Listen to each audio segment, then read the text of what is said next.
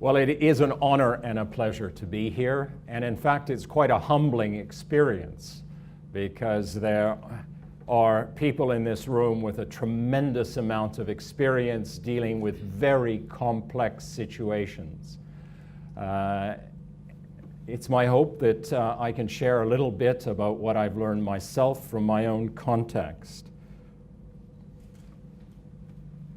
This is Estonia. I am Estonian. It may be a little difficult to believe when you hear me speak English, and that is because I actually grew up in Canada and have only spent 22 years of my life living in Estonia, but that's been later on in life. Estonia is a relatively empty country with 1.3 million people. It's a little larger than Holland, a little larger than Denmark. And we have a difficult history, a complicated history, which has left us with a legacy of a large portion of the population that does not speak the national language Estonian. And we've developed in a very systematic and stakeholder-inclusive manner a bilingual or trilingual program, in fact, that has been highly successful and that has been voluntary. And we've approached it exceptionally systematically, trying to pull in knowledge from Canada, from the United States, Finland, Ireland, Spain, from certainly the Western side. And it's been exceptionally successful. That's London dropping in there. I've spent the last 4.5 years in London researching the management of bilingual education. That's the Canadian part. I've had the experience of growing up in Canada and also getting to know bilingual programs in Canada. The first programs began in Canada in the 60s, and one of the key things to remember is it was not a government initiative. It was something parents had to fight for, and I do mean fight for and struggle for. It was a grassroots initiative that has now spread across the country and has been exceptionally well researched. It's the United States, a very unusual place from my perspective, where I've spent 6 years. 3 states in the United States have voted English-only laws, restricted access to bilingual education. Then there are states like Utah, which are going gung-ho with bilingual education and establishing very successful programs. Had the pleasure of spending only a few weeks in Malaysia and working with people from several countries in Asia to talk about CLIL, the integration of content and language. Been working with a school in Paris as of late. Kazakhstan, that tower is the Baytarak Tower. Kazakhstan is very systematically establishing a national trilingual program, Russian, Kazakh, and English. What we've been able to do with the Kazakh colleagues is on the back wall. There's a planning framework that where we were, I'd say 3 weeks ago, it's much advanced from there, but it'll show you some of the factors that are being juggled. It's a way of organizing complexity. I've also had the experience of working for the Estonian Ministry of Foreign Affairs, the Estonian Ministry of Education, and that has all shaped my thinking. Actually, there are quite a few other countries they just won't fit in.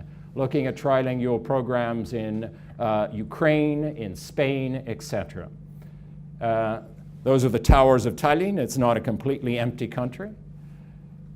And lately, I've had the pleasure of working with the International School in Geneva.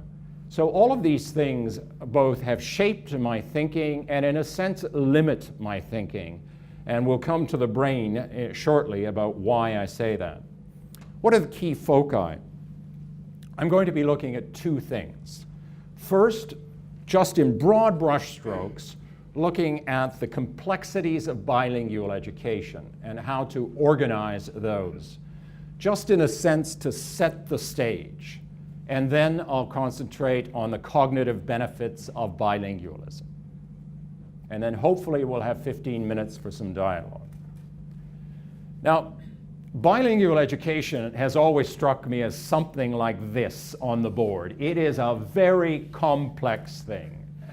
And in the exact sciences, the average scientist would say 5, 6, 7, 8 variables is something you can control for. But In bilingual education, McKee, for instance, found back in '76 already over 3,000 influences on learning in the bilingual classroom. How do you control, and that was just one aspect of bilingual education. You need to manage it. You have stakeholder relations. You have research issues. How do you manage all of those variables? How do you lead with that? Well, I think it is possible to organize complexity. In Estonia, we started off by just trying to find categories. And categories help organize it, and we looked at management issues. We looked at learning materials or learning resources. And it's not as simple as producing those. All of these things are integrated. What is quality learning material? What is good pedagogy? You need all of those agreements in place to create the quality materials. And they must not just take into account what is good bilingual education, but what is good education? What is good assessment? How to make sure our materials are culturally sensitive, to make sure they're not sexist, to make sure they're not ageist, to make sure they're fostering creativity. Professional development, not just of teachers. That is, teachers are only one part of the puzzle, and it is, from my perspective, a clear mistake to put too much stress just on teachers. There are directors of schools, methodologists, university researchers, government officials, local, national, parent groups, etc., learning materials developers. All of these groups need professional development and opportunities for professional dialogue. It can all fall apart at any one of those places. Or it can all come together. Testing and research. Certainly any program in bilingual or trilingual education needs to be researched, because no matter how much research there is across the world, people will keep saying we're different. And we need to, and people need that research so you can show it and simply talk about it. And you need it to make reasoned decisions. I'll give you an example. In Estonia, for instance, we asked parents in the Russian language program, and these students were studying many subjects through Estonian, if they were happy with the level of their children's Russian. And the answer was no, a resounding no. And I must admit, I shook in terror when I heard this, but I thought, we're having an open dialogue, we'll assume it. Then we went and looked at the research. What did the research say? It said the children in the bilingual program were reading and writing Russian at a superior level to the children in the monolingual program. So in fact, the parents, we needed this research to show it to the parents, and those parents seemed to have very high expectations, but they could make more informed decisions when they saw the research. And in fact, they didn't have anything to worry about. Stakeholder relations, another issue. I would say this is one of the key things to make sure a lot of time and effort is going into this. A stakeholder is anyone who can influence your program or anyone who can be influenced by it. It's anyone who can cause you trouble. It's anyone who can help you. They're all your partners. They need to be worked with. And I don't think we take all of them into account. That means in Estonia, we went from the president's office down to the teachers and parents. We spent a year and a half learning and educating ourselves. And then teaching and learning. What is quality teaching and learning? We know, for instance, that certain teaching practices are much more powerful than others.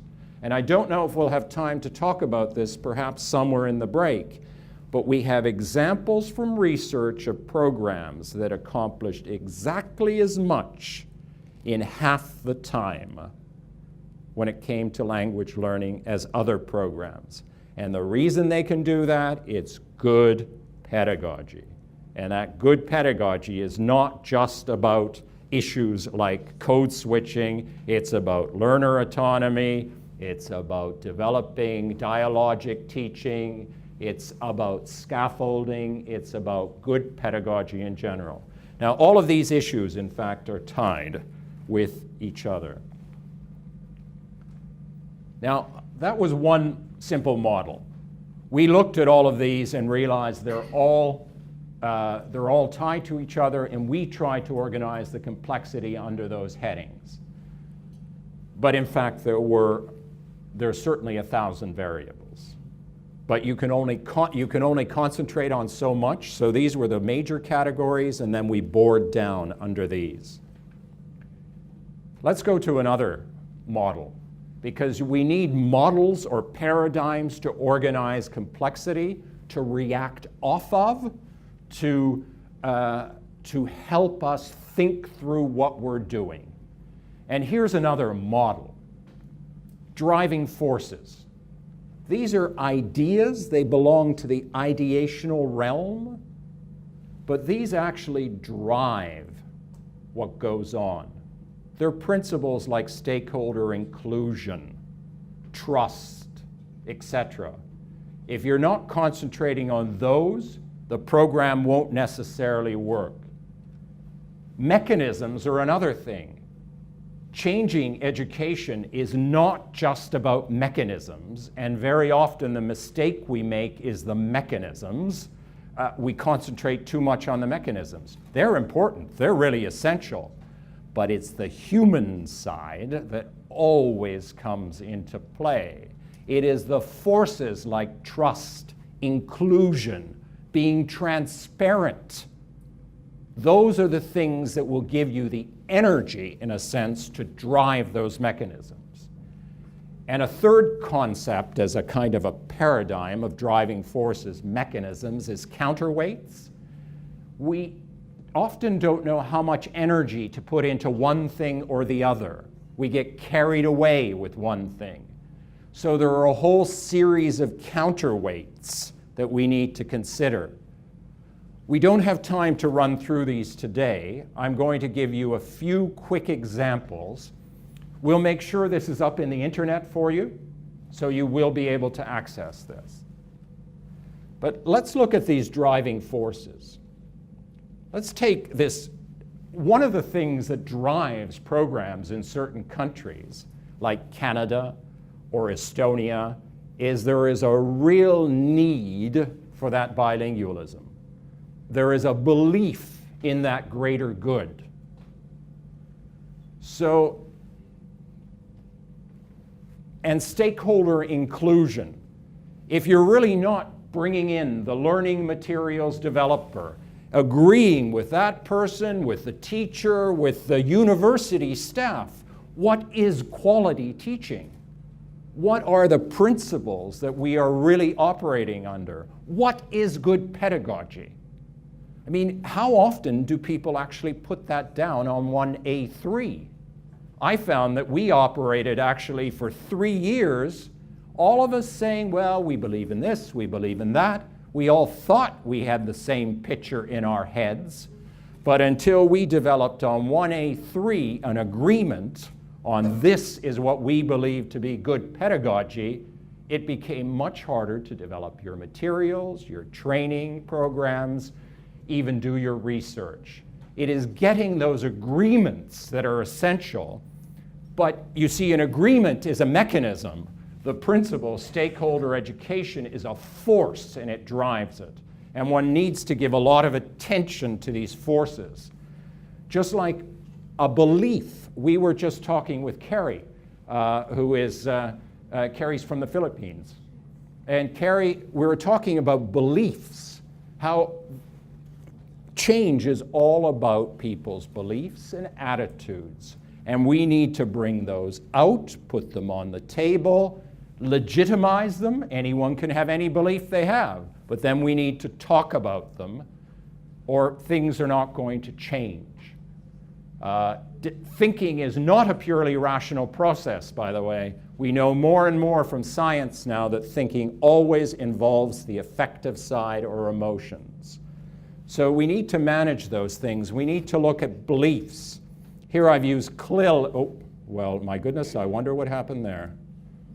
My apologies, there's some kind of a programming issue.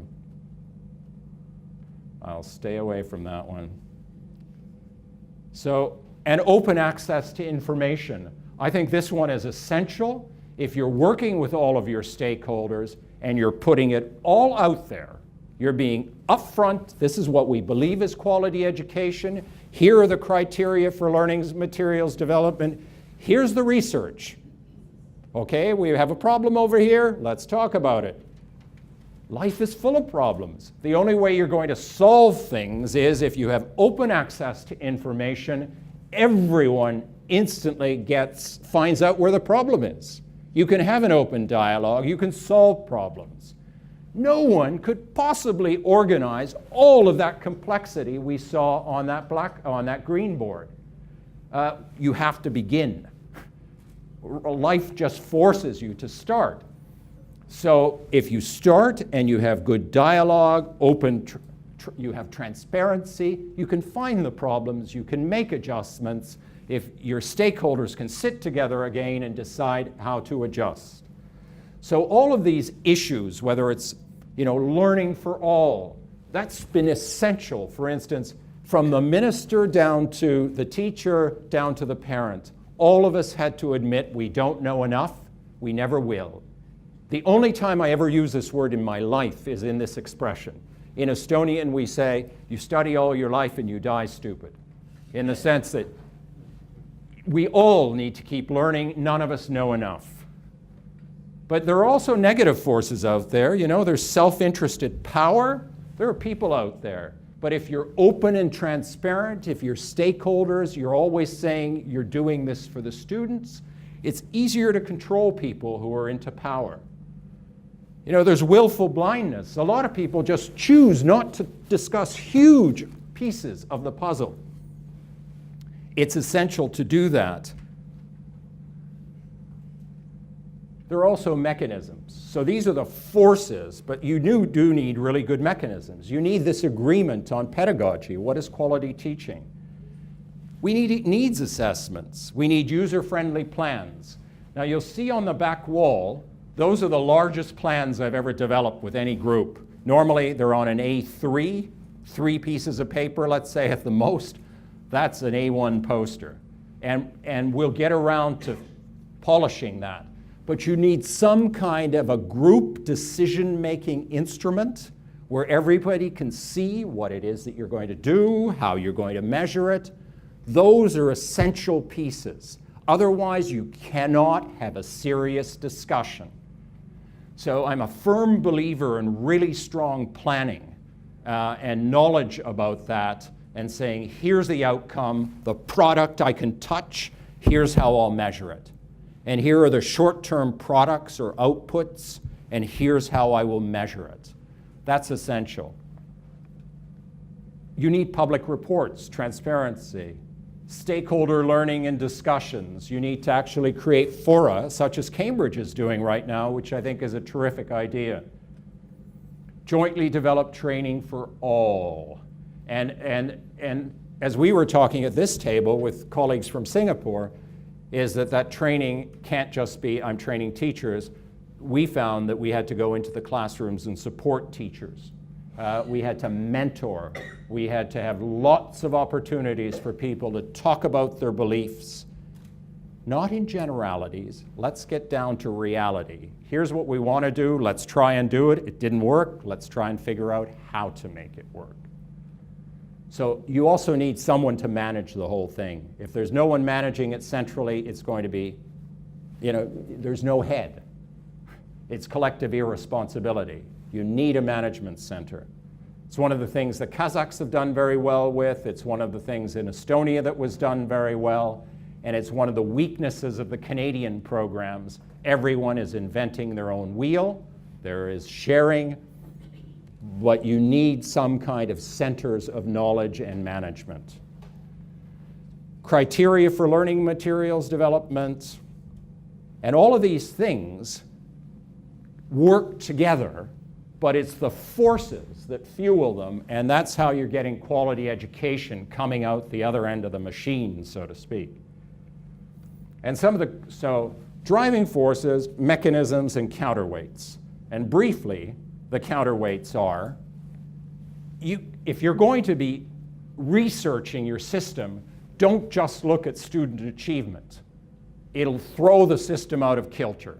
You need to be looking at how you're managing the program. Let's get some research on that. Let's get some research on how teacher professional development is taking place, how school director professional development is taking place, how methodologists, how university training is taking place, how learning materials are being developed, on public relations, research, your management body, parent satisfaction, student achievement in the long term. I mean, that's just some of the things you need to look at, look for research on, so you can have the knowledge to manage it. You can't measure it, you can't manage it. If you can measure it, you can do a much better job. Or, if all you're doing is looking at student achievement, here's what's going to happen. Boing. That's going to become it. And that is going to cause you more trouble than you can think of. So you need counterweights. The reality is there are high-stakes examinations in many areas. I'm not saying they're bad things, but they have been shown to cause certain difficulties. We know from the research that the schools and where good pedagogy is at the focus of discussion, they get better examination results. So that's a counterweight. You need plans like the ones on the back wall, but you better be flexible enough to deal with emerging issues. You need teamwork, but you need leadership. Somebody has to have some vision, but you have to work together. So that's one sort of a model that I'm throwing out: driving forces, mechanisms, and counterweights. But now let's move on to the cognitive benefits of bilingualism. Now, one of the issues is that you actually need in-depth knowledge about a large number of things: how to develop learning materials, how to plan, what is bilingualism. But you also need to know about the cognitive benefits of bilingualism. Because if you cannot speak from the perspective of research, then it's hard to lobby. It's hard to convince. It's hard to actually know, should I do this or should I do that? So what are some of these cognitive benefits of bilingualism? Now, what I'm going to talk to you about is based on a literature review. It was an extensive and massive literature review in the sense of, with this team listed below, led by David Marsh, we looked at everything that was written since about 1933. And we combed in 5 languages every single article that was a primary source. And that involved, first, identifying key terms. It's one of the issues, once again, we discussed with our Singaporean colleagues. You better define your terms. What is bilingualism? What do you mean by that? These are basics. So we looked at interdisciplinary sources, sources from various disciplines, rather. We did we researched university library catalogs, of course. We put together the published articles. We had a peer review of the initial batch of published articles. And we looked for source integrity. So we had several criteria to make sure whether a certain article was worth taking seriously, and we only looked at primary sources, people reporting on their own research. Then there was a secondary review of all of the articles. We pulled out key information into tables. Summaries were made of each article, key points, and that went into a peer review. So what I'm trying to say at the moment is it was a very thorough process of combing extensive literature. Now, before we go into that, because the brain, we're talking about the cognitive benefits, I'd like to talk about the brain for a few minutes. So this 1.4 kilogram organ is the place where our intelligence lies. It interprets our senses. It is the command and control center for people. Now, so the brain, it's part of the central nervous system. It's the primary receiver, organizer, and I should add processor, which isn't on that slide, processor and distributor of information. Now, this is my interpretation of a neuron. Now, neurons are the primary building blocks of the brain. Now, of course, neurons don't wave, and they don't have blinking eyes, but one neuron can connect with up to 10,000 other neurons in your brain. And in fact, there are more neuronal connections in 1 square centimeter of your brain than there are stars in the Milky Way galaxy. This is going to be essential, in a sense, in this discussion about the cognitive benefits. So we could say that learning is both a social and a physical process. Learning is a physical process. Our brain changes as we learn. And we can continue to learn throughout our life, and anyone's capacity to think can be improved dramatically.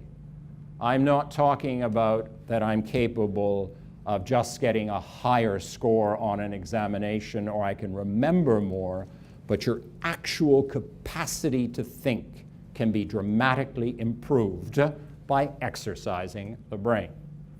So learning is a process by which the brain makes neuronal connections that act as information processing circuits and provide information storage. There are quite a few key quotes about how we learn, and one of them is that neurons that fire together wire together. Connections are what create meanings.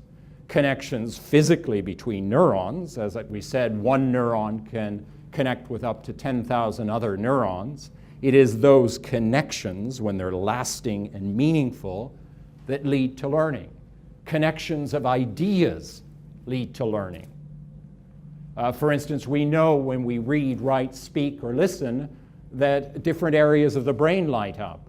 And in fact, when we use all 4 of those skills, which language teachers have always been doing, we're creating more connections. It's becoming more meaningful.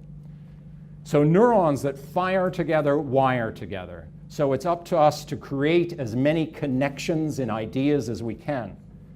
And neurons that fire apart wire apart. Neurons that are out of sync, they fail to link. So teaching in silos is not a smart idea. Creating as many connections as we can is central, and that's part of the reason why bilinguals are at an advantage, because they have created a more rich neural network. Here's how thinking is formed. There's a neurologist named Burton who says, imagine this. Imagine a gradual formation of a riverbed. Initially, the water flows any which way. There are no preferred routes. It's usually the route of least resistance. And then eventually, these creeks form together, and you get one mighty river. And once those patterns are set, the brain is plastic. We can change it. But once those patterns are set, it's not easy. So consequently, there's a plastic paradox, which Deutsch talks about. And so it's important for us to try to develop habits of thinking outside of the box, habits of lifelong learning, habits of critical thinking, habits of questioning our thinking patterns. Because, for instance, Hart et al., they've looked at how people make decisions. And you know, we're twice as likely to hear and remember a fact that reinforces our current understandings than we are to even hear a point that is not in line with our current thinking. So imagine how difficult it is for us to actually absorb new ideas, to hear things from a different perspective. So the brain is plastic, and that's so important because in education we need to get kids, young people, to become autonomous learners, to try and always question their thinking, to step outside of the box, to look at things from different perspectives. But now let's get to what we've learned, or what the literature tells us about the cognitive benefits of bilingualism. Now, bilinguals are thought to have much greater control over their cognitive processes than monolinguals. Now, the capacity to control one's thinking is called executive function, just like you're the executive of a company. If you're a bilingual, it is thought that you have greater control, you have better executive function. It allows, improved executive function is thought to help bilinguals to better focus their attention and gives them improved problem-solving skills. And this from an earlier age through to a later point in life.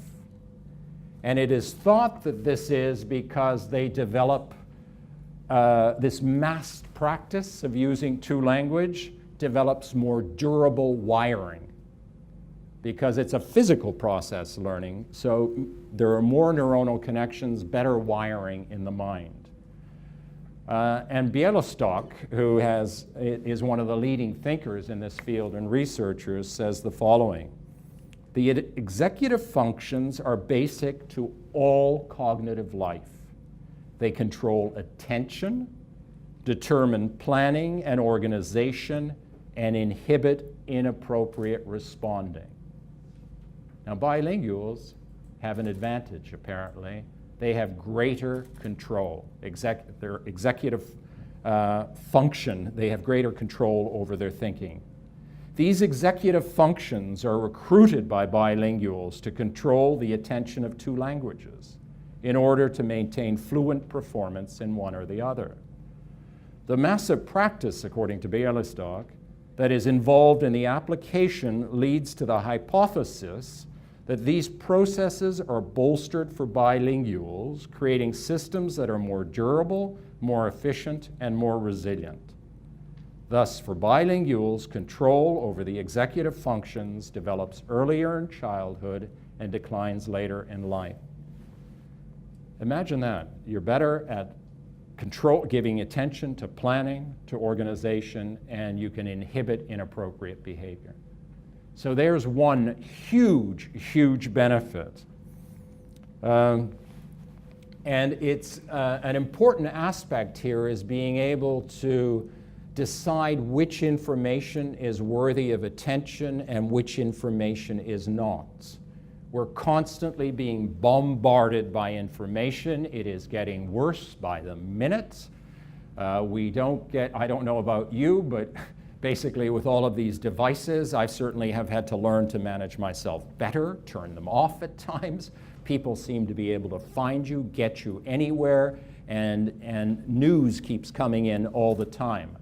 In fact, someone at Harvard University, Cotter, who works in the business school, they've looked at research that says we are hit by 10,000 various requests, messages, demands placed on us a week. That's 520,000 of them a year. Just try and stay focused. It's not easy. So executive function, there's a lot to be said for it. Apparently bilinguals can better decide what to concentrate on. So McLeay, for instance, found that when monolingual and bilingual subjects were presented with complex tasks bilinguals had an advantage.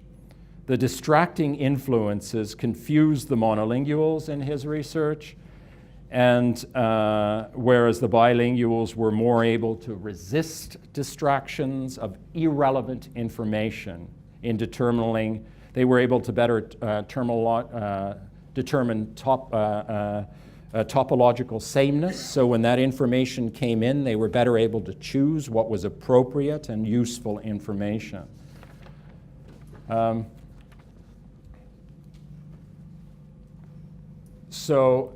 Colzato et al. Also concluded that bilinguals can maintain a focus on goals better than monolinguals when they're bombarded with extra information. And that, once again, in this modern day age is really important. Now, I'll bet one of the questions that somebody asked me last night was, but what, are we just talking about a select group of people here? Are we talking about the elite? Well, let me give you one example. Carlson and Meltzoff looked at kindergarten children and looked at Spanish-English bilinguals that were bilingual basically from the start. They spoke both languages immediately, being in an English environment and in a Spanish-speaking home. And they compared those children to children who were learning Spanish in a bilingual program and those that were English speakers who were learning Japanese. And what were the results? Well, after statistically controlling for a large number of factors, native bilingual children performed significantly better on executive function tests than both other groups. And what's key here is the Spanish-speaking children would have come from socially disadvantaged homes in general. There would have been less time spent by parents reading to them, the parents' income levels would have been lower, the parents' educational levels would have been lower. Yet they performed better, which means that with less, you can do more. So bilingualism, in a sense, really offers a great deal. So you have enhanced control over the thought processes. One can better ignore distracting and irrelevant information.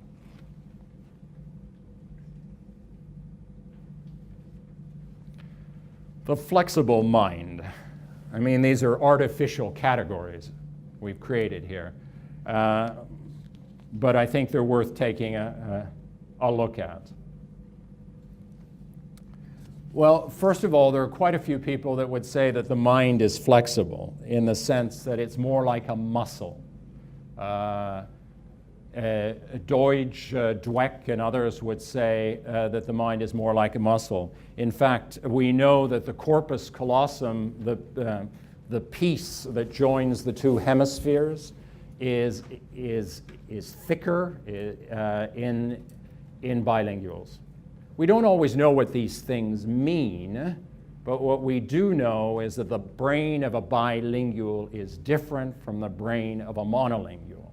Now, we don't have time to go into this today, but we could also, for instance, now they've started to do studies of looking at early bilinguals, those that have learned in teenage years, and late bilinguals. And we don't, I'm certainly not a neurologist, I should say that straight out. My expertise is in managing and pedagogy. How to set up bilingual or trilingual programs, how to manage them, and what is quality teaching. But I felt that we had to go into this simply because to convince other people, we needed this knowledge.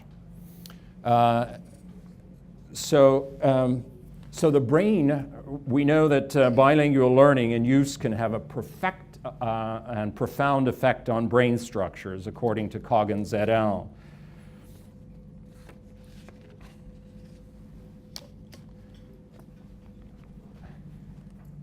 So Singleton and Aronin have stated the following. We note that multilinguals have a more extensive range of affordances available to them than other language users.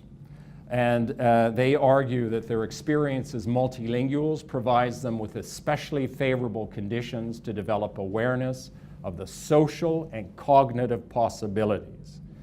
So in fact, they develop, which their situation affords them. So, in fact, it is thought that a bilingual is much more than just 1 + 1, that it provides you with additional competencies. And this is Cook that has talked about this and refers to it as multi-competence.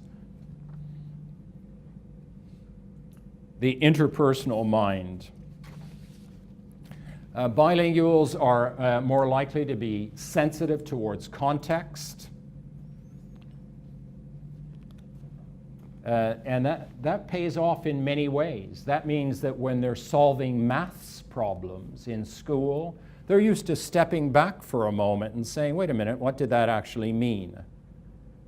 So this is not just useful in intercultural dialogue, but it's generally speaking useful in learning. For instance, this seems to help students to solve word problems. So according to Moore, the bilingual or plurilingual child in favorable contexts do not hesitate to use all language resources at their disposal, individually and collectively. They're more open to variation. They show greater flexibility in adapting to new linguistic systems. And such orientations seem to relate to greater awareness of language patterns and more efficient strategic use of the resources at hand. Basically, it's about critical awareness, analysis, and control, and this can be viewed as a kind of a type of competence. It enables the person to have specific types of ability to handle language dynamics and communication. Now, once again, we're talking here about the interpersonal mind, intercultural communication. Here's another definition that actually people need to decide, what does this mean? And fortunately, there's Candelier, who with the European Center for Modern Languages has actually developed a whole framework of what all of these attitudes, skills, and knowledge are. I'm a firm believer in frameworks, just what is intercultural communication and competence. So basically, we know that bilinguals tend to have greater capacity for sensitivity. They've developed interactional competence in communication. They read body language better. They're capable of suspending hope. Well, I'm generalizing always. I mean, there are no absolutes in the world, right?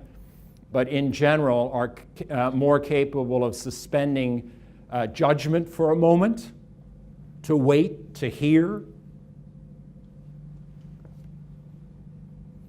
And there's a suggestion that they have a greater potential for creativity through social communication.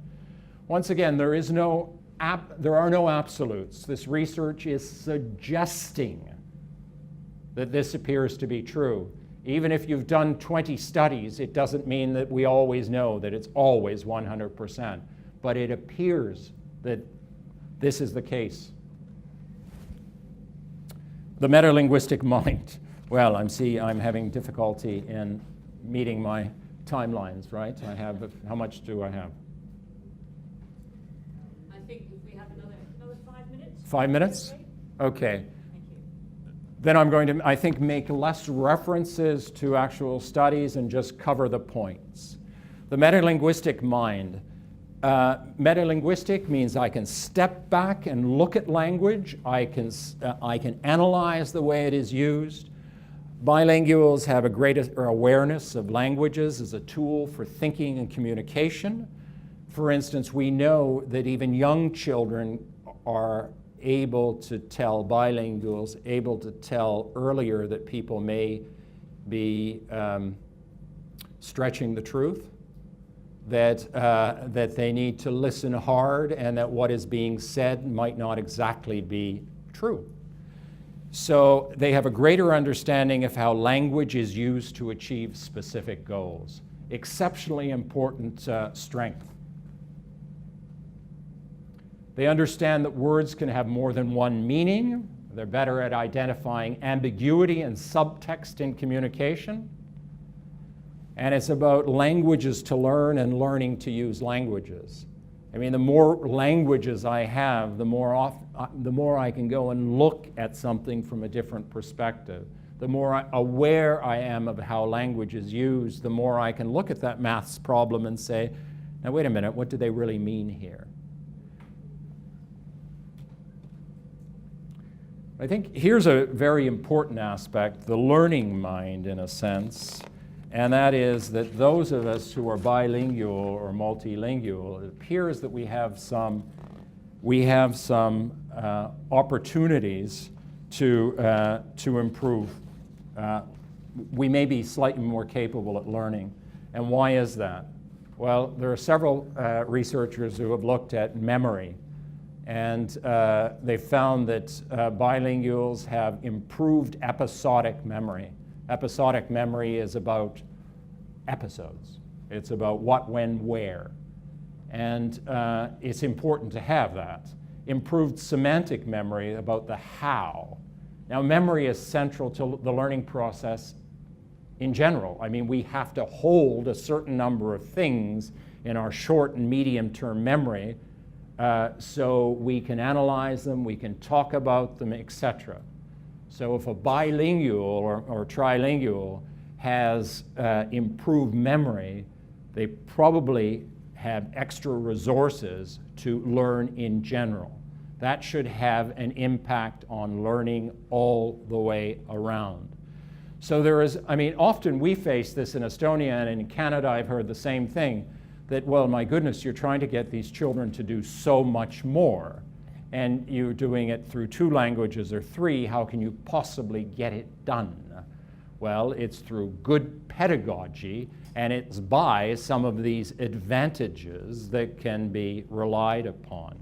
I think Amy will be speaking about these things more, but I mean, we only learn to read once in a way. We can transfer a lot of skills. But perhaps one of the more exciting ones is the aging mind, and Bielistock has looked at a relatively large group of people speaking a large number of languages. And what has she found? And they have controlled for quite a few things. They've controlled for age, gender, socioeconomic background, education, etc. Meaning the results were the same for all of these groups. And they found that bilinguals were able to stave off the negative effects of dementia for basically 4 years. That does not mean that the disease or pathology is not present in the brain, but they are speculating that because the brain of a bilingual is hardwired in a different way, it may have more robust neural networks. You know, it's just like the national grid, electric grid. If it's a robust grid and you have a power outage here, if it's a good grid, you can get power to the homes over here through a different route. And in fact, that appears to be the case for bilinguals, that they are able to bypass the pathology that is in the brain and continue to function for an extra 4 years. Now think of what that means. An extra 4 years of having, family. I can continue to live with I'm one of those aging people. I can hopefully have an extra 4 years being mentally active. It means hopefully that if I live that long, it'll be an extra 4 years before someone sticks me in a home at a great cost. For instance, there's an Alzheimer's Disease International report that came out in 2010, and it said that the cost of Alzheimer's to the world economy is $604 billion US annually. Imagine if you can stave off the negative effects for 4 years. The savings will be incredible. Now, a lot of the world is bilingual. I mean, it's normal to be bilingual. I'll bet most of you in this room are bilingual or trilingual or quadrilingual. I mean, in the Estonian context, it's quite normal to be trilingual, and if you want to be competitive, you better well be quadrilingual. You need Estonian, Russian, Finnish, because the Finns, we have the closest economic relationships with them, and English.